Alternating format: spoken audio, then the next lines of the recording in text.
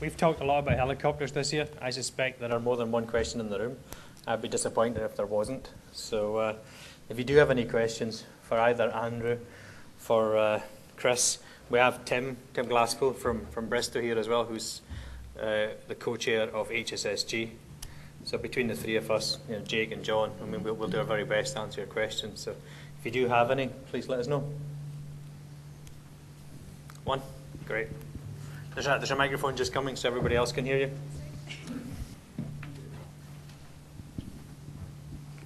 Does that work? Right. Yeah. Thanks a lot. I'm one of the new members of the team, Gary Viken. And my question is, do the windows have to be so small? Is there a way to make the windows larger, obviously to improve your escape should anything happen? I can answer that one, I suppose. For different categories of rotorcraft, there's different requirements for emergency exit. There's a certification standard, so the one that's applicable to the larger aircraft that we're operating offshore here is certification standard 29. You may have heard of FAR 29, which is the standard that the aircraft are certified to. That requires a certain number of types and sizes of exits. So all the aircraft that are operating today are certified to that standard and meet that requirement. So I think that's the first part of your question is, can the window, or what governs the size of the windows? Yeah. But I think the other part of the question really was, can they be bigger? Yep. There's for the windows, there's two categories as well. There's emergency exits, which need to meet a certain size to be classified as an emergency exit, and you need a certain number of those to meet the certification requirements. Then there are exits which are known as emergency escapes, which are not certified, cannot be used during the certification testing to demonstrate compliance with the requirements, but can be used as a means of escape, of course, in an emergency. So there are no size requirements on emergency escapes, of course. I suppose from the perspective of Eurocopter, you may notice in the 225 the windows are significantly larger than in some other aircraft types, and they were made larger in the 225 rather than the 332 in the past, in the areas of both the emergency exit and the emergency escape. Can they be made larger again? Well, I don't know. Yeah, I mean, when I travel on helicopters, certainly depending where I'm sitting, I feel as though I would struggle to get out in an emergency with the size of some of the windows. Yep. And even though we are meeting regulatory requirements, can them requirements not be changed, or can we not even do better than the requirements so that everybody has a good chance of getting out? Because there's a few fair-sized people in the offshore industry compared to what they used to be. Yep. Can I say a couple of things? I mean, I think, first of all, we're very clear at HSSG, and I support this view that our prime objective should be to keep aircraft flying, that we keep them out of the water. That should be the focus of everybody's efforts, to make sure that they're properly maintained, they're properly designed and constructed, and they're properly flown to keep them out of the water. We are producing a fact note that will just describe what the certification process is and what the constraints are and what the requirements are. So you'll be able to see what goes on at present, because it was one of the questions we got asked when we were putting together the FAQs. And it is one of the things that EASA group is looking at. So they're looking at, the survivability, escape aspects in the event of a ditching. Apart from that, it's a little bit about style. You'll see different helicopters, and the strength of the airframe will depend. You can't just have them all windows all of the time. So that's when Andrew says he doesn't know. It's because of those implications. But it's a topic that's very much on the radar. But as I say, our prime objective is to keep them in the air. Well, one thing we probably should note as well, though, is that, well, with the 225, the current exits by far exceed the requirements. And we need to be careful not to mix comfort and safety and perceived safety. So I know you said that you feel like it may be difficult to get out. We just need to be very objective, I think, when we look at what changes we may want to make to improve safety and make sure that we do improve safety. Yeah, definitely. 225s do feel safer when I'm travelling on one of them than the other types. But yeah, thanks a lot. You've answered my question. Any other questions? One there, Fiona. How you doing? I'm Robin Harvey, Fugro. Would there be anything to prevent the passengers? I believe the pilots have a small Stas type bottle, pressurised air for their escape. No, they don't. They don't? No. No, they didn't used to have, no. I know that some of them trained with them. Yeah, so around the world, different people do different things. Okay. And in some parts of the world, pilots do have a small compressed air cylinder. So, I mean, ask your question, because I can see what's coming. Yeah, okay. So is there anything to prevent the passengers having something like that? Okay, so at the time that rebreathers were first brought in, there was a lot of discussion about what should they look like. And in fact, the regulator, the CAA, was really silent on the issue. It's one of the things that the AIB are looking at. It's one of the things that the EASA rules-making group is looking at. At the time, there was a lot of concern, because actually one of the things I do for fun is I scuba dive, and there's a lot of concern that if you take a breath of compressed air and you hold your breath, then you can burst your lung and have a fatal accident, have an embolism. And so there was a lot of concern about the training requirement and whether you'd be introducing some safety risks by using compressed air. And again, we came back to the, let's keep the aircraft in the air and not give everybody underwater breathing apparatus and goggles and the like. But that will be one of the things that's considered. There are some opinions around that we're picking up, is that actually you end up with so much bulky kit that actually inhibits you getting out the aircraft if you had to. And wouldn't we be better off not having the rebreathers even? So, it's a topic that is being looked at and is being discussed. Okay, thank you. Willie. Hiya, Willie Watt. One of my close friends was actually a survivor on the last 225 incident, and speaking to him about it is just completely harrowing, what he went through. But the 4.5 million flying hours prior to that, all safe, completely gets blown out the window from all of us when something like this happens. But now companies are using other types of aircraft to get by that. It's just asking the question, how are these being maintained? Because some of these don't have the HUMS system and other, the safety aspects that the 225 does. It's maintaining that standard. How is that fed through the industry? I know what you've just said there. There is a high standard, but it's to let us all know that it's being maintained. The likes of the Facebook campaigns to see the 225 go, and everyone shouting that we should have S92s. S92s don't have a clean history either. So it's not an answer in itself to get brand new shiny helicopters. It's answers that we need is the main thing. So it's just maintaining that and communicating it to everyone.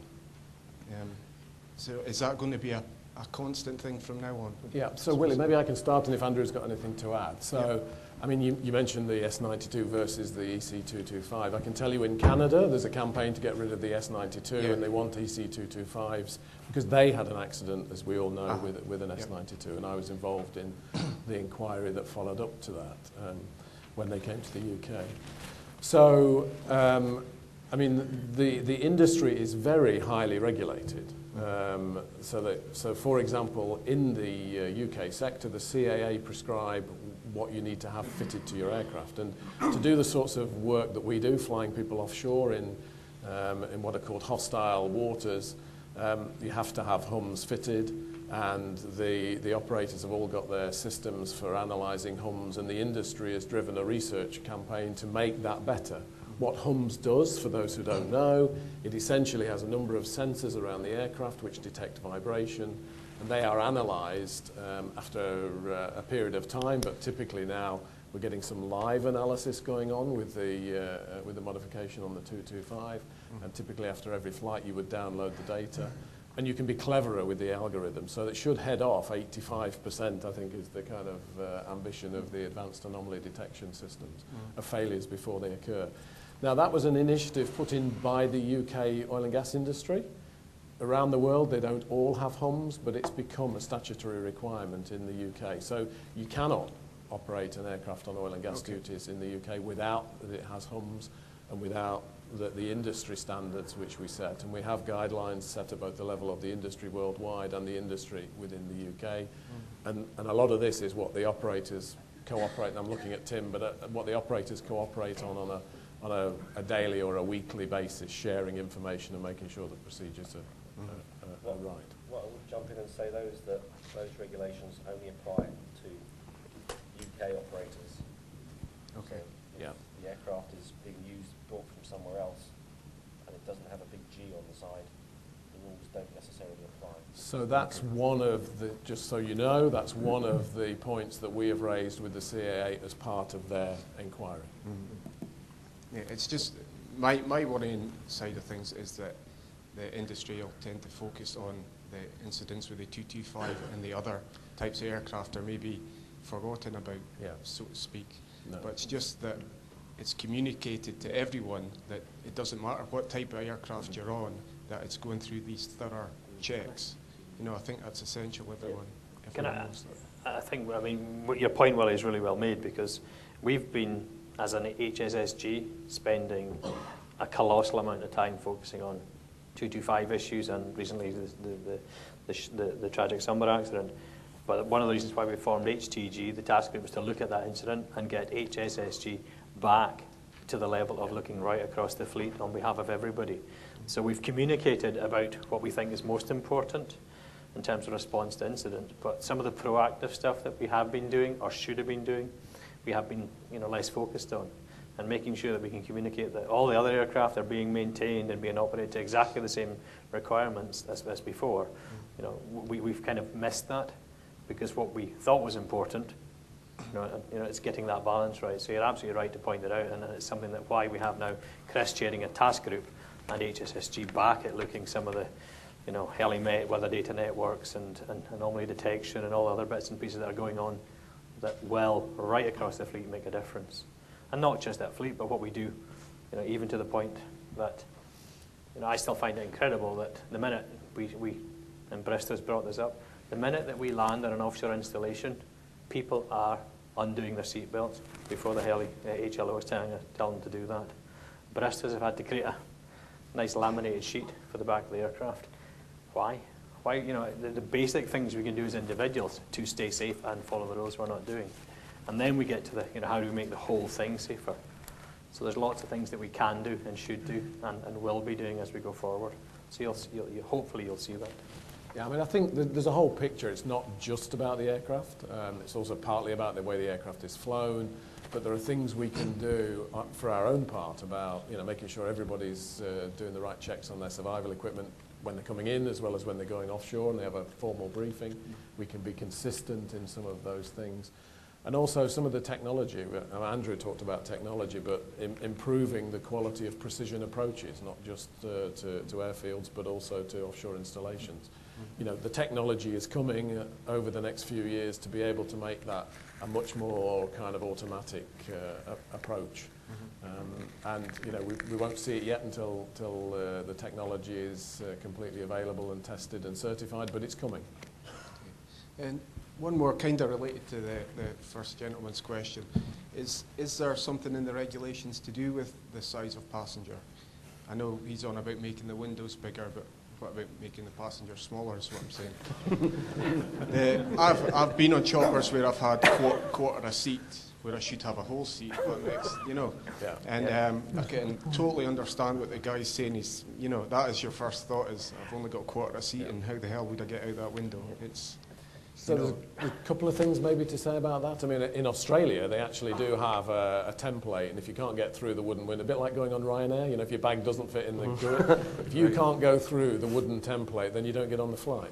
Okay. I mean, we're sensitive to this as an issue. It's something that's going to be informed by the size and shape study, and it's something that, you know, we're obviously paying attention to. But it's not as simple as saying, you know, fat blokes can't go offshore. We've got to be kind of, you know, thoughtful in the way that we answer that. Stoutly concern. gentleman is what I was going But you know, we can do something probably around the configuration inside the helicopter, and that's also what's being looked at both by the manufacturers and the rule-making group. For the certification, there are weight and acceleration requirements that need to be demonstrated to be met in the event of an accident. But that doesn't mean, of course, that people who are carried on the aircraft need to fit within those weight requirements. Yeah. It's, I mean, kind of related to it, a lot of old platforms that have older lifeboats have had the capacity that they can hold reduced because of the average weight of the offshore worker. No, indeed, and although you raised a laugh, Willie, it's a serious point, and you know, it is something that is very firmly in view. Yeah. Okay. And we'll be informed by the work that the size and shape study is going to do. But you know, I went offshore in 1989. I can happily tell you that I'm 2 stone heavier than I was when I went then. You know, I don't know what that difference makes to a window, but you know, that's where we are. You know, so we're all slightly bigger than we used to be in general. So it is, and it's, you know, if you look at what comes into HSSG, I've had 100 different ways of explaining a large person and how many cheeks we get in a seat. You know, that's the reality. So people are very sensitive to it. We're all dancing around the handbag, but we are going to ultimately have to tackle it in some shape or form. Okay, thanks. Bob? Could I just ask, has there been an increase or decrease in the amount of return to bases in the past year or so? And the return to bases that there has been, is there any like trends and the reason for it? For the Super Puma aircraft? Or for all aircraft? Any aircraft really, but more the Super Pumas. Because if that's what you do. We don't have visibility of the other aircraft types, so maybe Les does, of course. So, well, maybe I could just say a couple of things, Bob, about returns to base, because it's something where we're collecting some data at HSSG, both about the numbers and the type, what causes it. My judgment from that, and I've not done detailed analysis of there is no increase in those returns to base. And I think you have to understand the operating environment of a helicopter. So if you are setting off from Aberdeen in a helicopter and you get an amber light on the dashboard that actually isn't safety critical, but maybe you'll need to fix it at some point, the chances are you'll turn around, because when you get offshore, there is no maintenance facility, there is no expertise, and you don't want to end up with the aircraft stuck on the deck. So, and you will tell the passengers that that's what you're doing. You know, as I fly up and down to Heathrow, if the same happens on a 757 of British Airways, he knows when he gets to the other end that he's got maintenance capability, and he won't even tell the passengers. So we have a sense that you get lots more issues with helicopters than you get with fixed wing. It's not the case. Tim, did you want, I mean, I've given the sort of layman's view of that. Do you want to give the helicopter? Yeah, come and join us. I mean, I will add, we've been collecting RTB information for about 7-8 months now, return to base information, across all 3 helicopter operators out of the Aberdeen base. And when we started this, there was a sense that it was going to be much, much more than what we've actually got. So that the expectation we was going to be getting 5-6 a day. That's just not the case. You know, we get 3 or 4 a week. It's kind of roughly where we're at. Some weeks are worse than others. Some weeks we have very few. So we have much less RTBs than expected. The other thing is, overwhelmingly, ridiculously minor.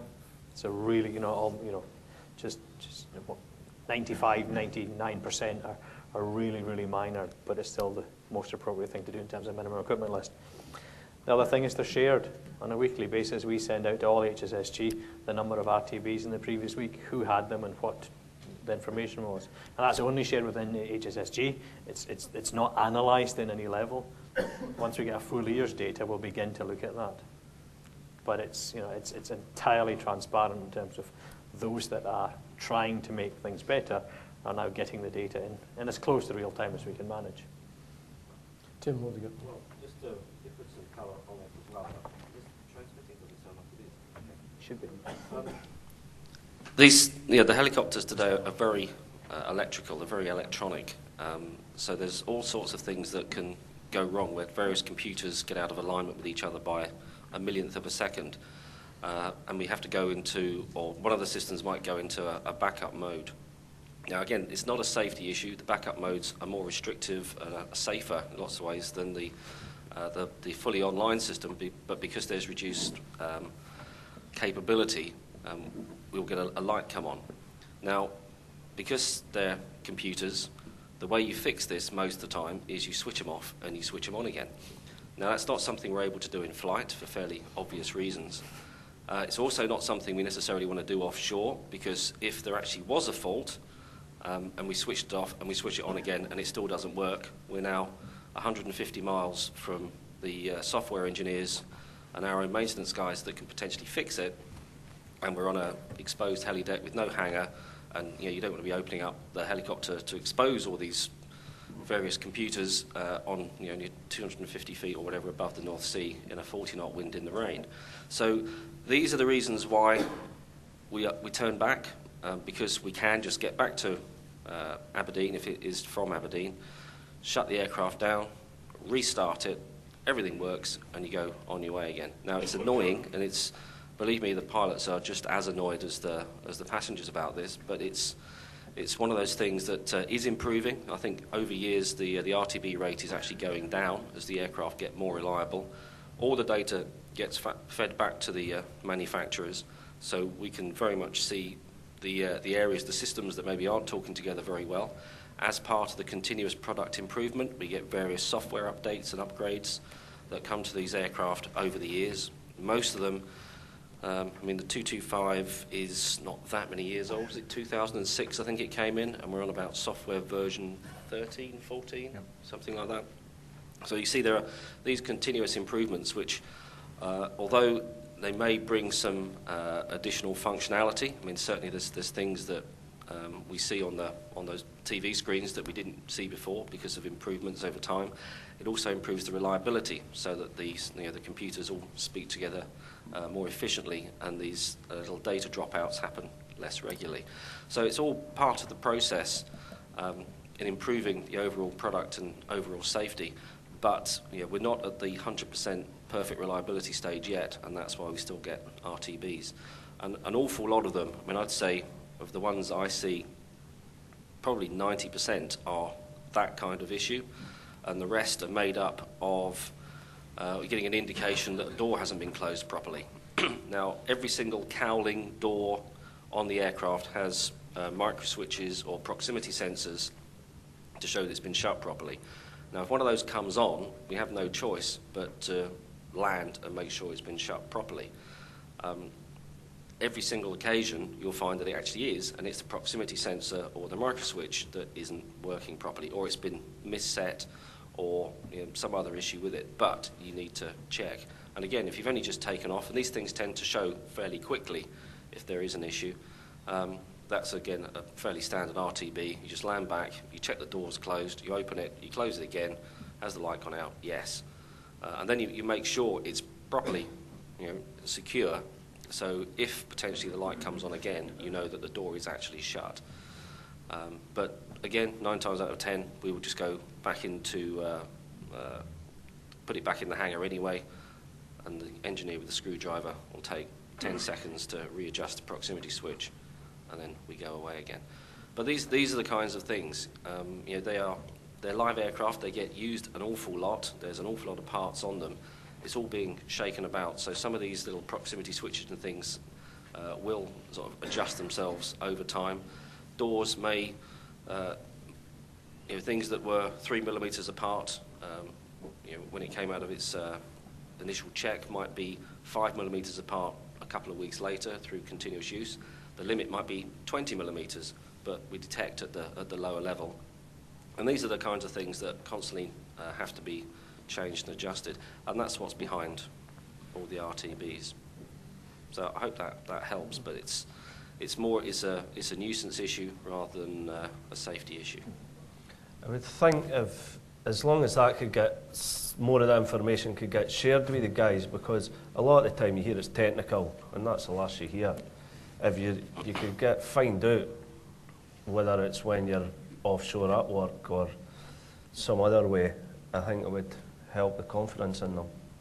It's something we're working on. Yeah, we do have that's some true. basic principles of communication that we, let's say, took a little bit of a back seat over recent months, and how to get, because the passengers typically get briefed, but if you're on the other end waiting for an aircraft, you might not find out why it's not arriving.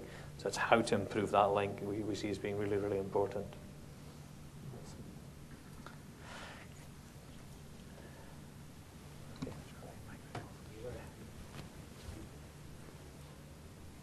Great deal of difference between the maintenance schedules between different helicopter providers, not only in the UK but abroad. And if so, is there any plans to share learning between them? Well, there are standard maintenance patterns which are produced by the manufacturer, which we all have to follow. Those can be amended by the operator, so you can do more maintenance, but even those changes have to be approved both by the regulator and the manufacturer to make sure you're not introducing some other hazard by doing that. Yes, that's part of what this joint operator safety review is doing. We haven't got to the maintenance bit yet, that's only just started, but we're sharing what we do with everything, and the idea is establish best practice, and certainly for those that are signed up to this joint operator safety review, those helicopter operators, we are committing to operate to the best practice that we determine between us. Okay. So I'm conscious of time, and I've got 2 hands up, so I'll go to the gentleman in the pink shirt first, because you're much brighter than this chap here.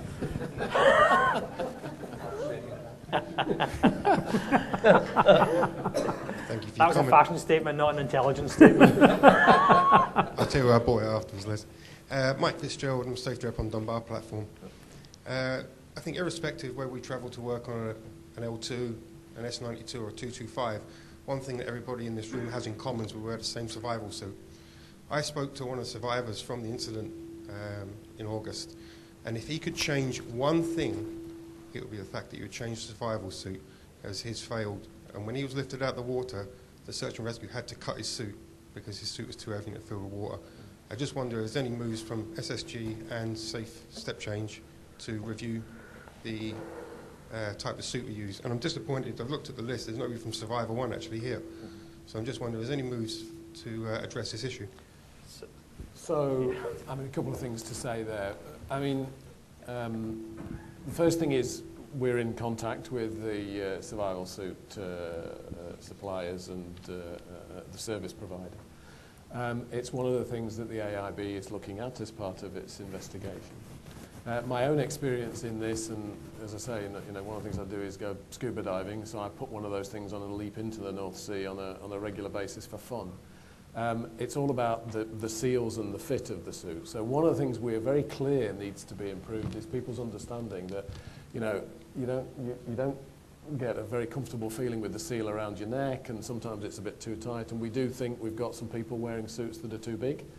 And we also think that people are not necessarily paying enough attention to locking off the zips or closing the new type of zip on the latest version of the suit. But Les and I have got a meeting fixed this week to actually understand from the survival suit providers side of things, what they found and what goes on. I should say that the suits are tested They're certified to a standard. They're tested in conjunction with the life jackets, and that includes human tests and mannequin tests to make sure that they're compatible. And they're inspected after every use. So after every issue, that suit will be inspected. And it'll be repaired if necessary. But, you know, we think there's a blend of things here that need to be addressed. They're being addressed by both the official inquiries and by the HTG. Every survivor said the same thing, that their suit's full of water. So you can't tell me that every survivor didn't lock their suit. Well, I haven't had the luxury of speaking to every survivor, and if you have, then you're ahead of a lot of people. I think the AIB will have spoken to every survivor, and we have to be very careful with the kind of sweeping statements, because I know for a fact that some of the stuff you read in the papers is wrong. I know that because of my own internal contacts, and I'm not prepared to say, you know, which bits of it are wrong. So we have to be very careful, but, you know, as an issue, we will be following it up to make sure that, you know, we've heard from individuals that maybe their life jacket light went out a bit quick, or maybe their life jackets didn't initiate properly. We know that some people ripped their suits as they were getting out of the aircraft. So, you know, all of these things will be analysed as part of the follow-up. Okay, thank you. I'll just add one thing.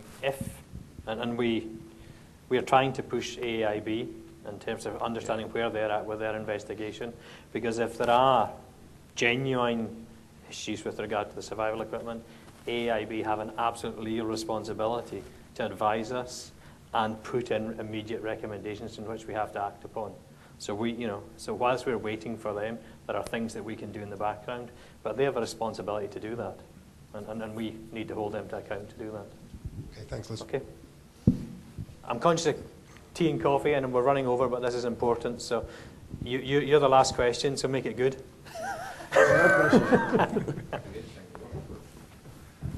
It was basically along the same sort of lines. It was stuff that was in the press about the accident up at Sunborough, about not being able to open windows because the tab disintegrated. How often are these things tested? Do they actually ever get the tabs pulled out? Because I have been on a few, especially L2s, where you look at it and think, there ain't no way that's pulling anything out, it's just hanging by a thread. Are they actually taken out and popped out properly? So actually, and I don't have it in front of me, I do have chapter and verse on the testing, and basically they are inspected, they are replaced on a periodic basis, particularly if there's signs of hardening or cracking of the seal. So there is a regime. Obviously, one of the things we'll want to understand from the AIB in their follow-up is, you know, if what you read in the press is correct. And I read that too. It was a story that was first in the Hull Daily Mail and then picked up by the P&J. So we're kind of on all of that to follow it up, but they are inspected and maintained and replaced on a periodic basis. I think, let me not speculate. Come and see me after coffee, because I've got the details in my bag. And can I just say, if we're breaking for coffee, do feel free to call Andrew or Tim or myself during the coffee break or elsewhere if you've got other questions that you maybe didn't want to ask in front of people. Okay, thanks for that, guys. There's two things I want to do before we break for coffee. Firstly, if you are a new member of the G18, then can you please go and make yourself known to Emily? Otherwise, I'm not paying for dinner tonight, and you will be. And the second thing is we've got a whole load of posters about the EC225 work we've done. So by all means, go and help yourself to some of those and take them offshore and stick them on those boards. So we shall see you back here, if possible, at 1:45. Thanks.